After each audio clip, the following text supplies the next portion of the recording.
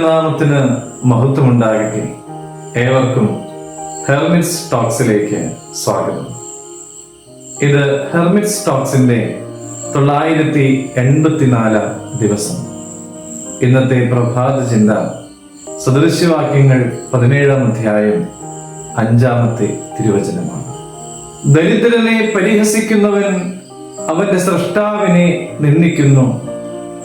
ആപത്തിൽ സന്തോഷിക്കുന്നവന് ശിക്ഷ വരാതിരിക്കുകയില്ല.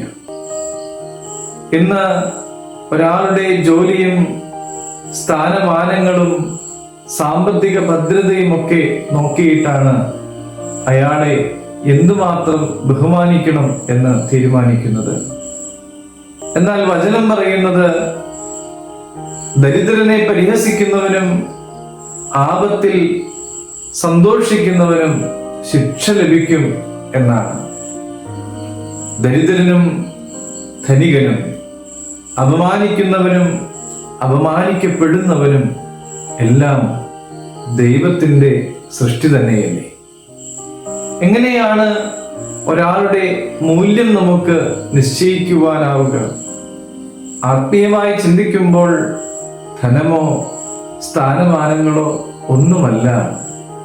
ദൈവത്തിൻ്റെ സ്വരൂപത്തിലും ഛായയിലും നമ്മൾ സൃഷ്ടിക്കപ്പെട്ടു എന്നുള്ളതാണ് നമ്മെ സംബന്ധിച്ച് ഏറ്റവും മൂല്യമായിട്ട് ഉള്ളത്.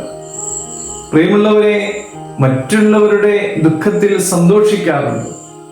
അങ്ങനെയുള്ള മനസ്സ് ദൈവത്തിന് വെറുപ്പാണ്. അനർത്ഥത്തിൽ സന്തോഷിക്കുവാൻ പാടുള്ളതല്ല. സ്നേഹത്തിന്റെ വഴിയിലൂടെ അല്ലാത്ത മനസ്സ് ഒരിക്കലും അനുഗ്രഹിക്കപ്പെടുകയുമില്ല. നമ്മുടെ വാക്കുകളും പ്രവൃത്തികളും മറ്റൊരാളെ തകർക്കുന്നത് ആകരുത്. പ്രിയമുള്ളവരെ, ഇന്നൊരു തീരുമാനമെടുക്കണം.